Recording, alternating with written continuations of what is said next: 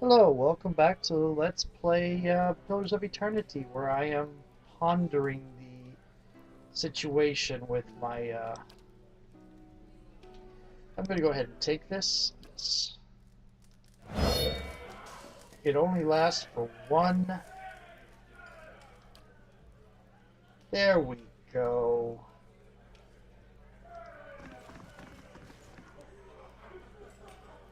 There we go.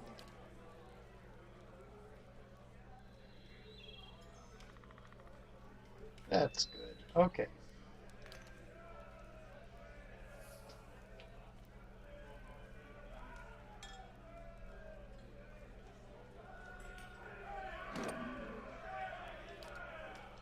You're a little bit behind the rest of us. What is your thing?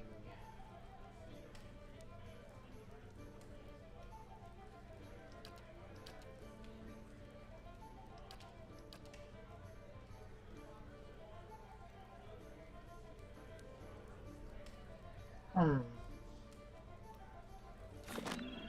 Okay. Now, is the dear Wooden who gave us the Roderick mission here? Doesn't look like he is. Maybe he's in the back area.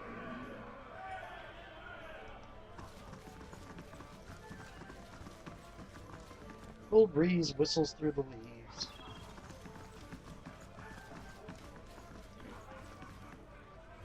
But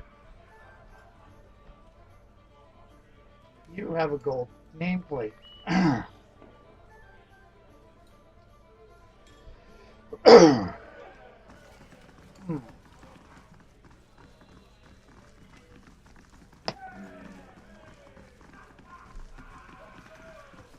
Okay, let's head on to look around the other districts. You know what? I'm going to take a risk and actually do the prayer thing.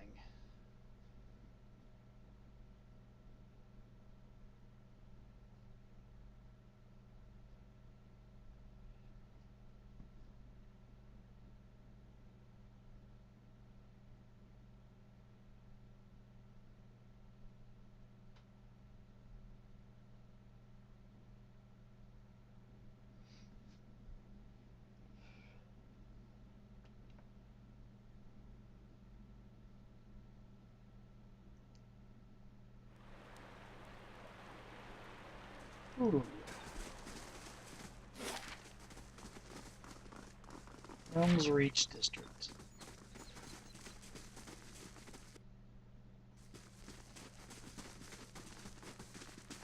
One sad thing is I don't get to hear conversations between El Ader and Sagani about the fox,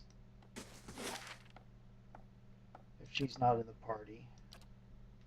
It's an hour between Hearthsong and the Elm's Reach. Is that just getting through guard posts?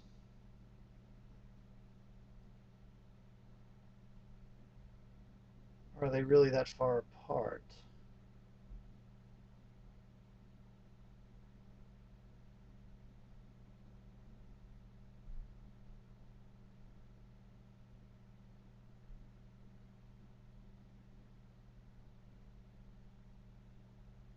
Let's see. It's a pretty neat looking building, way it's kind of built into the tree there.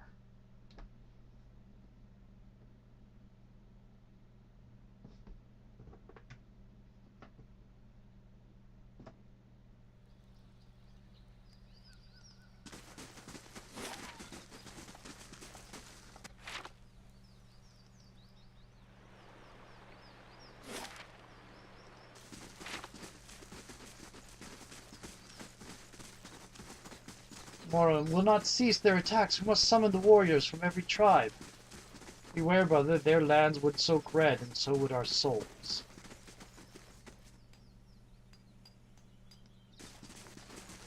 Yep.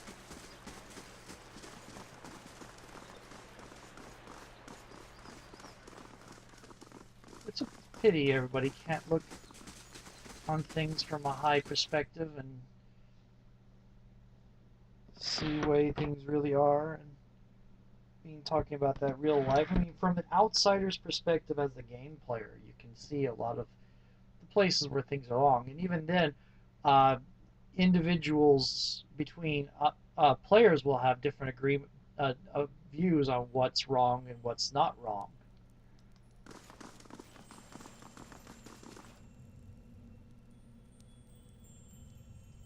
Okay, there are. What's this?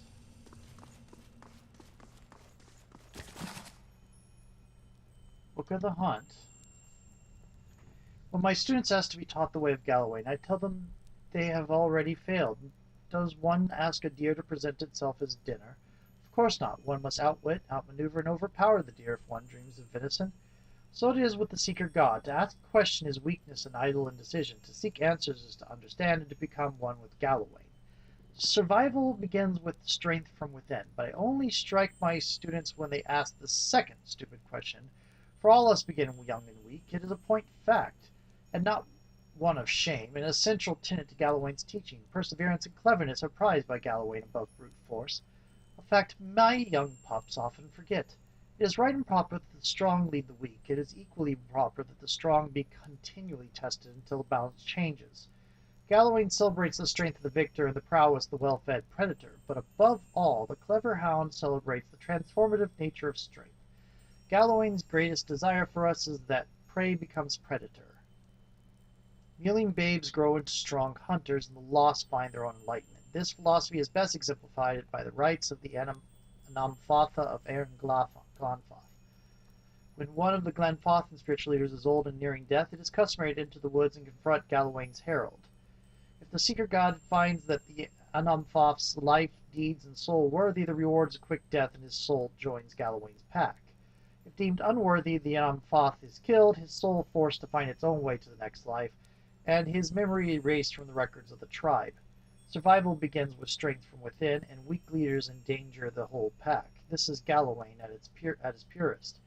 Even at the end of life, one must struggle for worthiness, for greatness, just as one must struggle every day to feed his pack. Galloway, the seeker god, is easy to understand if one actively engages in the quest for knowledge, but his secrets are self-occluding to those who merely ask. Desiring knowledge without the requisite hunt. My own flesh and blood once asked me, will learning to hunt please Galloway? I told him yes, but added, Galloway would prefer you hunt to learn. Okay.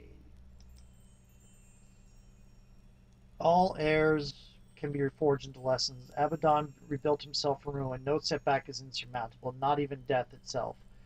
So long as the soul is dedicated to the task. This is the reason for all these books about the faiths that have been popping up throughout the game, is for this section.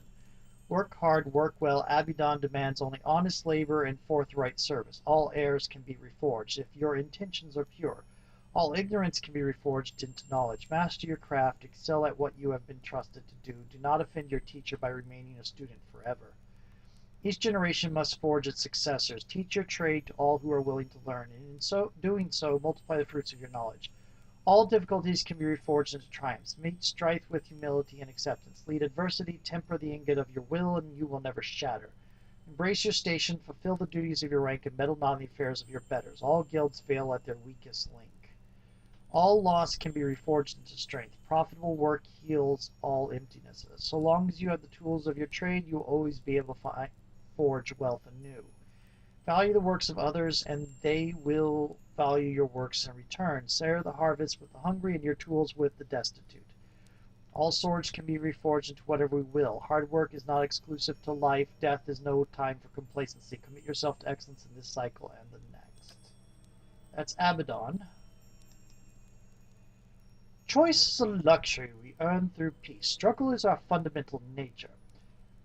Even when our warbenders sit idle, mankind foments strife. Our friends argue with fists, lovers kindle jealousies, merchants compete with lies. Wherever mankind goes, struggle follows. Magran is a goddess of fire and war, not bloodshed and conquest. Though many in Raid Saras would tell it differently. How bitter they must be that Magran's priests were able to destroy a god made manifest. How bitter indeed. We who worship Magran are not addled barbarians or cloistered mystics. We are soldiers, armorers, watchmen, and bodyguards, artisans of conflict and protectors of our families and flags. We do not salivate for battle. We view war as unwelcome, but struggle is our fundamental nature. We do not pray for strife. We pray for the wisdom to resolve it quickly. We do not wish for war, but when it inevitably must be fought, we find divine ecstasy in discipline, efficiency, and excellence. Magron made us to the battle that is just, guide us to the battle that is just and fair. Let us be your fire that burns away the profane, leaving only the righteous. If struggle is our fundamental nature, let victory be our inevitable state of grace. Okay, that's Magron. Midwife.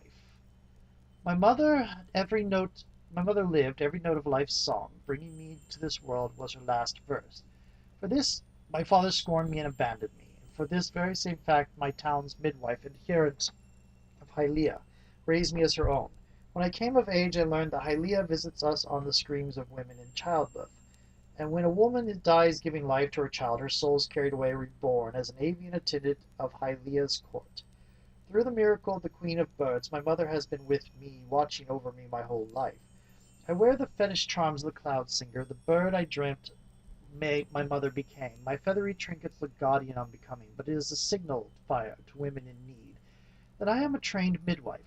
Blessed by Hylia and living every note of life's song, the Queen of Birds wills us to shepherd new life into the world, and not, as the other gods so often desire, to end it. Follower of Magron once mocked my faith, saying I worshipped paintbrushes and birds, piddling things beneath the gods. I do not resent the other gods and the brutal necessities that they must oversee, but is not language, love, the arts, creativity, that which separates us from the beast? Hylia allows us to rise above our savage, feral selves. I am often amused that upon seeing our holy aviaries, visitors frequently ask, "This is nice, but where is the real temple of Hylia?" Perhaps they think hallowed ground requires impressive stoneworks and ceilings that hide the sky. They do not realize the bird queen stands not on ceremony. She makes herself manifest in the music of birds and in beauty of the ubiquitous open sky. Hylia prefers the worship of 2 children singing over 1,000 petitioners silently praying for victory. The Sky Mother asks so little of us, and yet so much. We are charged to live every note of life's song.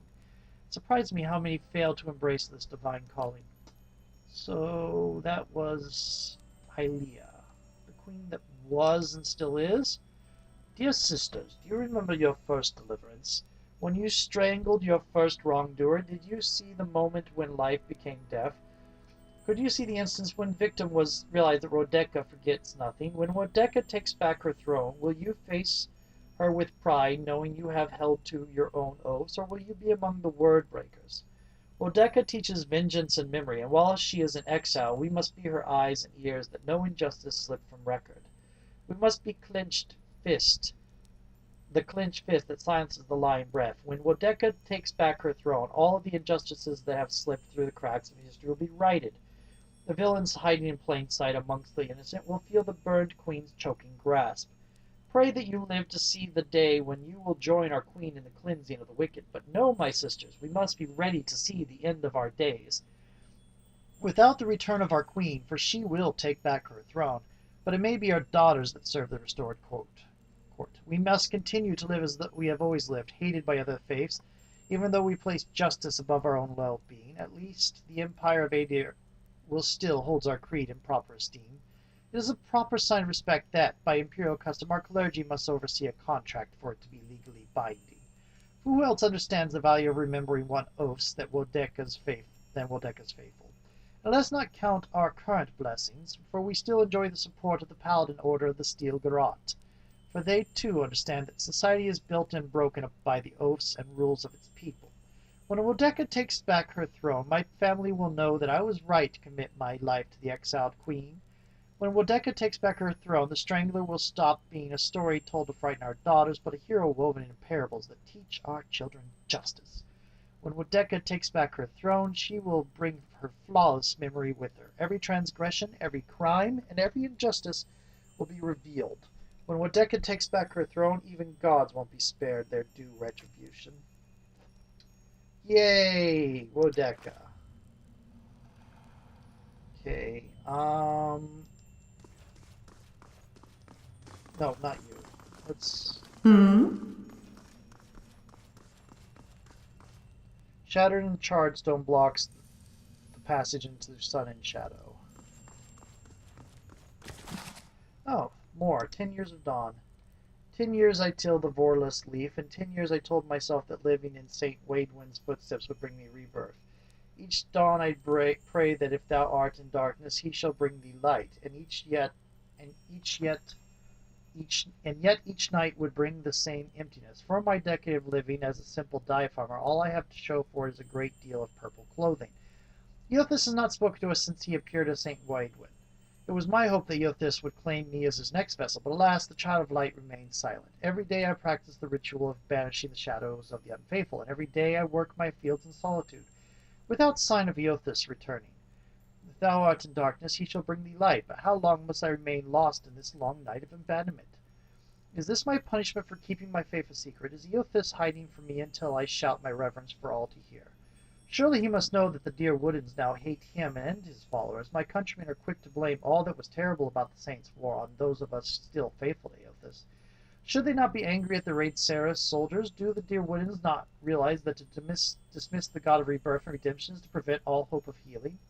As I pen these words, I know that I must continue to till the dye leaf. I will awake each day with hope.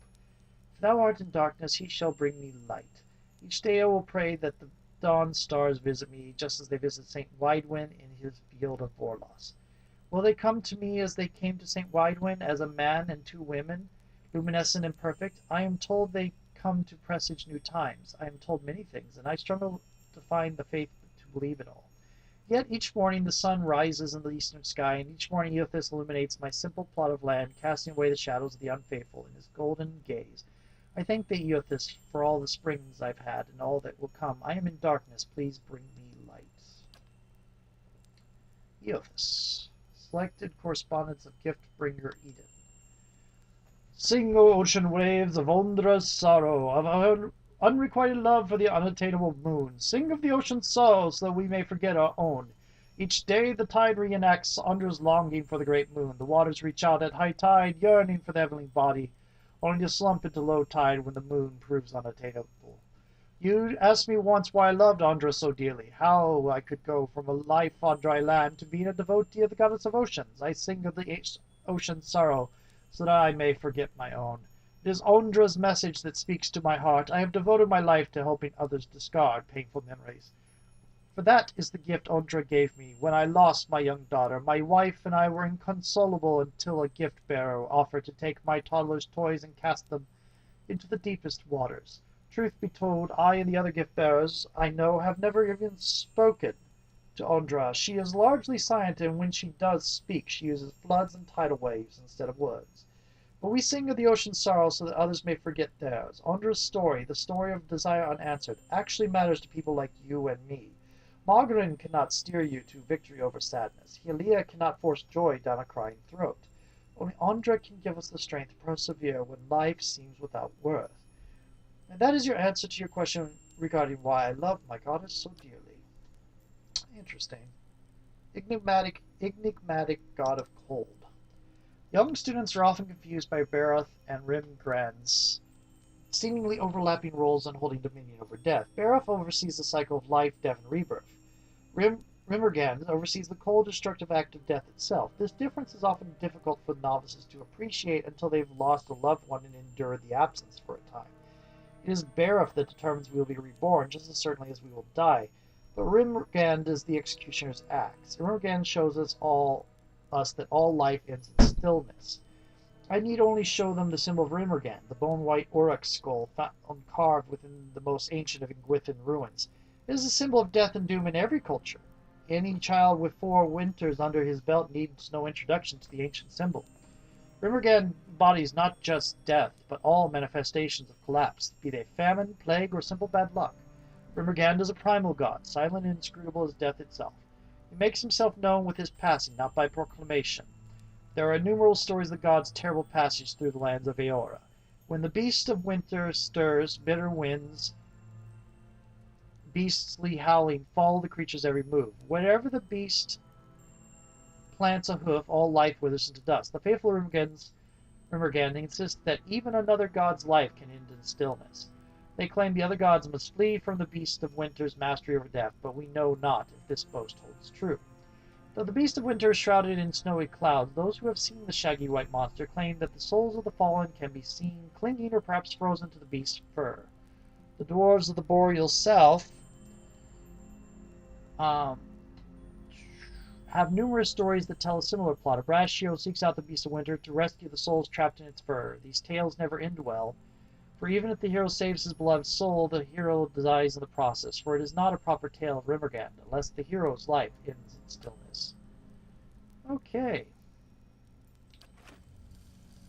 And my timer's about 3 minutes off. Let's hope this doesn't go too long. Final Journal of Jonas. We've read this before. My son, tomorrow I become the effigy. Tomorrow I become Skane's embodiment of Aora. Tomorrow my master chokes on his own whip. For months we met by secret conclave to plot our landlord's demise, all the while working the fields as if our hearts were content. Skane teaches us to plot with the mind, while keeping one's face impassive and inscrutable. Fair fights are for those with armies. The quiet slave is our whetstone, our focus. In his worship, our cause finds focus, clarity, and possibility. Tomorrow my master chokes on his own whip. By the time you read this, I will be dead. I pray Skane does not abandon me for speaking of my plotting, but the son deserves to know how his father died. For I have volunteered to be the effigy. Skane will inhabit my body, using this old farmer's simple flesh as a puppet of godly rage. I have been shaved and anointed. Tomorrow morning I will be your father in name only, as my manhood will be removed, my nose and ears removed, and my useless mortal eyes will be replaced with flint stones, through which Skane might see the world. My son, I am sorry for the lies I have told you these past few seasons, but Skane demands secrecy.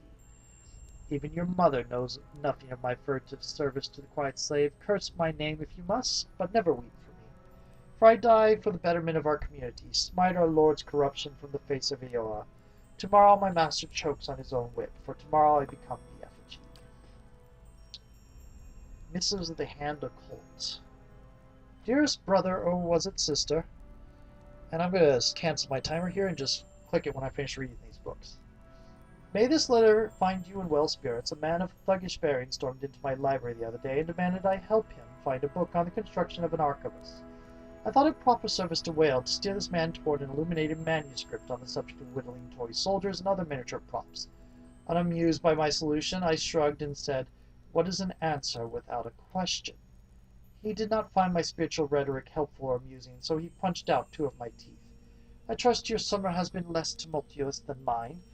In more important news, my apprentice claims she saw the eyeless face in a dream the other night. I admit I was so mad with envy that at first I refused to believe her. Whale, forgive me for such a lapse of judgment. She described an almoa of brilliant blue hues, with a featureless face surrounded by a swarm of eyes, no 2 eyes alike. She claims Whale ignored her questions, and she can't recall any specifics of what was said. In fact, my apprentice seems to have forgotten many things since before the visitation. She cannot tell me where she grew up or what she liked to eat. At first I was so envious of her for having seen Whale with her own eyes, but it seems Whale's visit was to conceal, not to illuminate. I pray she endures this test of faith and can look back at the event and feel the joy of mystery. What is an answer without a question? Last week I felt the solution was ignorance. After Whale's visit, I feel a road without length is closer to capturing the riddle. I worry my apprentice will look back at her visit from Whale and feel cheated, robbed of some moment of clarity we all thought we were owed when we first joined. I tried to tell her she was lucky, but she was too young to understand. What is an answer without a question? May I be dead and my soul scattered to the winds before anyone knows for certain. So that's Whale. Here we go. Bareth. How fitting that we know the god of cycles, doorways, mortality, and inevitability as Bareth, while the Valians know this very same god as Serono. For if nothing else, Bareth teaches us that duality exists in all things. There is life in death, and death in life. Embrace this duality, and you honor Bareth. In the ruins, Glanfaf, Bareth is depicted of Aaron Glanfaf. There's a lot of missing words in these. Bareth is depicted in the form of 2 semi-skeletal figures, one male, one female, Bwinin e Anku and Anku e Bwinin, literally life and death in life in the Glenfathan tongue. Male and female, inside and outside, life and death. We often think of Bareth by imagining 2 sides of a coin, or 2 endpoints of a journey. It is said Bareth has the most petitioners of every god, and this is likely true. Who amongst us has not prayed for the cycle to hiccup? Who has not, in a moment of sadness, yelled at Barroth to make an exception for our fallen loved ones? Barroth may not rescue our loved ones, but it answers our prayers in its own divine way. Barroth is the god that makes life end in death, and is also the god that makes death end in life. Barroth Serono, Bunin e Anq e Bunin, Wenen, I can't pronounce these words, sorry. Whichever the many names you prefer to use deserves our prayers, for it has given us the promise of life's eternal renewal. Except for the whole thing where souls become progressively smaller as time goes on. Luminescent Address Shard. Crisp flashes of light run through this address shard, pulsing in its faceted core like veins of light fueled by a heart of fire. Okay.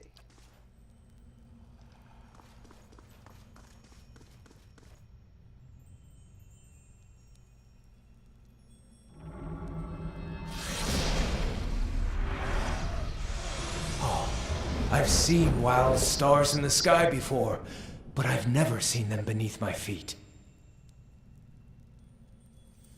Okay. I am going to go to a new video because I turned off my timer. See you in a little bit.